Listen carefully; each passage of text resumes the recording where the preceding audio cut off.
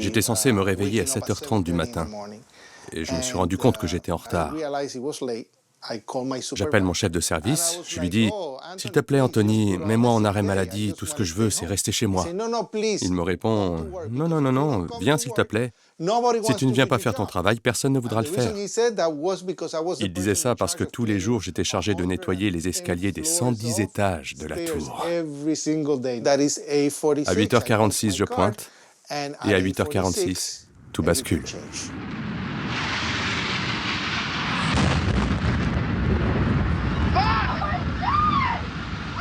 Another plane just hit.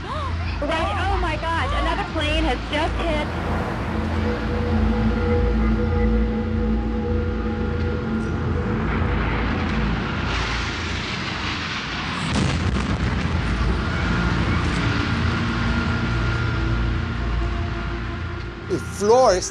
Le sol s'est mis à bouger comme s'il y avait un tremblement de terre. Ça secouait et les gens se sont mis à courir comme des fous.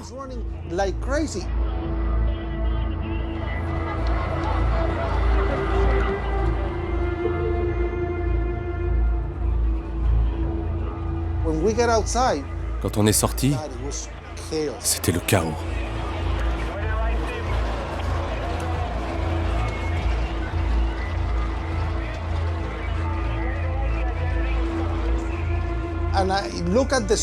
Je regarde dans la rue, tout le monde regarde vers le ciel, la bouche grande ouverte. Je me retourne pour voir ce qu'ils regardent et je m'écrie « Mon Dieu, mon Dieu, mon Dieu ! Les gens du Windows, les gens du Windows !» Je parlais des personnes qui travaillaient à Windows of the World, le restaurant situé au 106e et 107e étage. Tous mes amis y étaient dans ce restaurant, tous les employés. C'est là que je vois le feu et je réalise que mes amis sont pris au piège. Et je retourne à l'intérieur de la tour en passant par l'aire de livraison.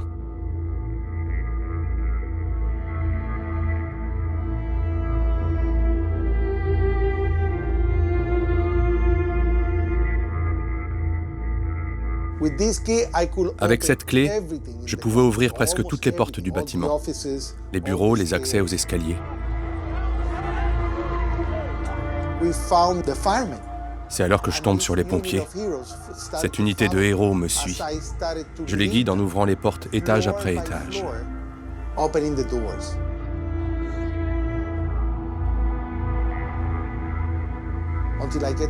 Jusqu'à ce que j'arrive au 33e étage. Il est vide.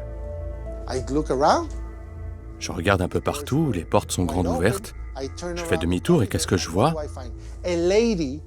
Une femme en robe rouge, pieds nus, elle est blonde, elle est au sol, tremblante de désespoir. Je lui demande « Qu'est-ce que vous faites là ?» Et elle me répond qu'elle est nouvelle ici et ne sait pas ce qu'il faut faire. Je la relève et je lui dis « Il faut que vous partiez ».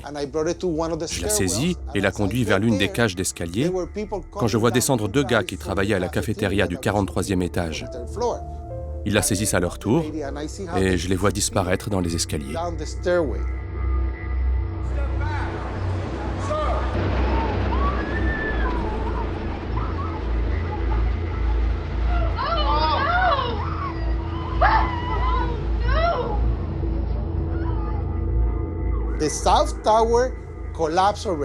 La tour sud s'écroule. Ça provoque un mouvement dans notre tour et on entend...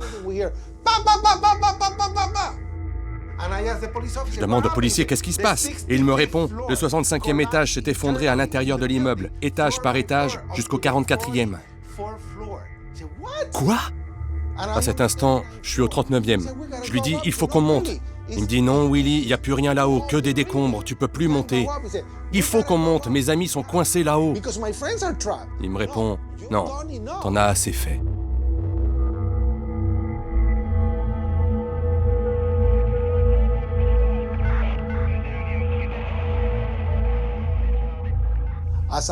Quand j'arrive à la porte principale du hall d'entrée, c'est le chaos le plus total.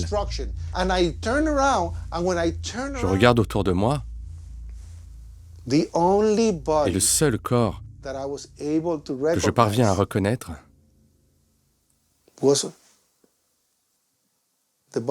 est celui de la femme que j'ai aidée au 33e étage. Je la retrouve coupée en deux.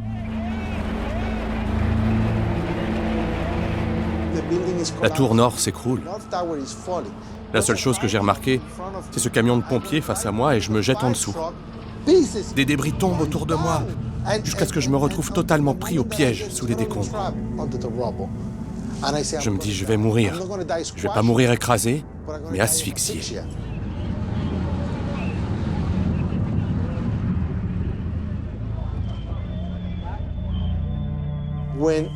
Quand j'ai repris connaissance dans l'ambulance, j'ai compris que ma vie ne serait plus jamais la même. J'ai réalisé que je n'avais pas été capable de rejoindre mes amis. Je ressens la culpabilité du survivant. Pourquoi j'ai survécu et pas mes amis? J'ai perdu 200 amis le 11 septembre. 200 amis que je ne reverrai plus jamais.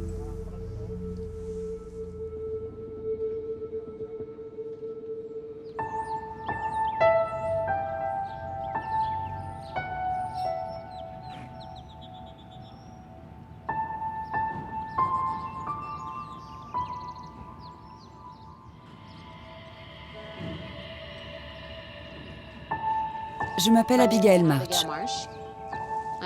Je suis professeure de psychologie et de neurosciences à l'université de Georgetown. J'étudie depuis une vingtaine d'années les origines de l'altruisme et de la compassion dans le cerveau humain.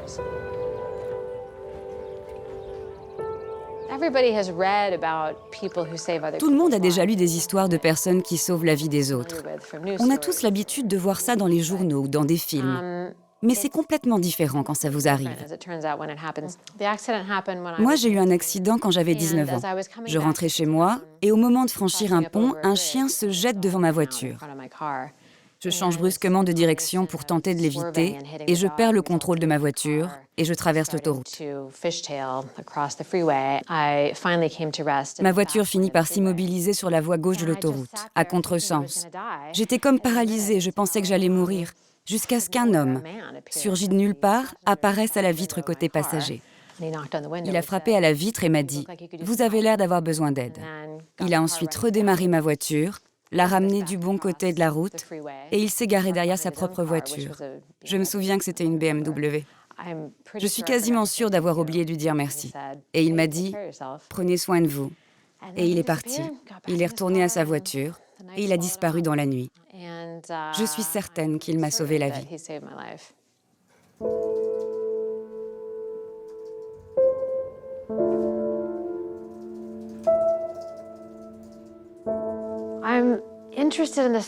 Si je me suis autant intéressée à ce sujet, c'est parce que cet événement a eu un impact profond sur moi.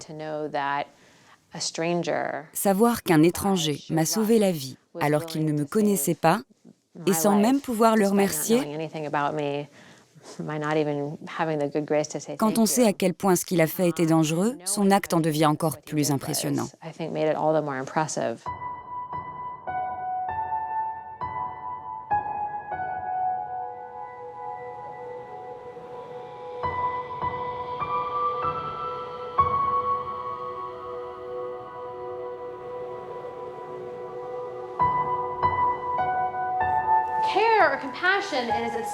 La compassion naît de la prise de conscience que quelqu'un a besoin d'aide, qu'il est en détresse, qu'il souffre, qu'il est en danger. Si on veut comprendre l'altruisme et comprendre pourquoi des gens portent secours à des inconnus, on doit comprendre les étapes qui séparent l'identification de la souffrance et l'acte altruiste. Vous avez tous en tête ce que représente la protection des parents envers leurs enfants. C'est fondamental parce que la capacité des mammifères à prendre soin de leurs petits est à l'origine de toute forme d'empathie, de toute forme d'altruisme.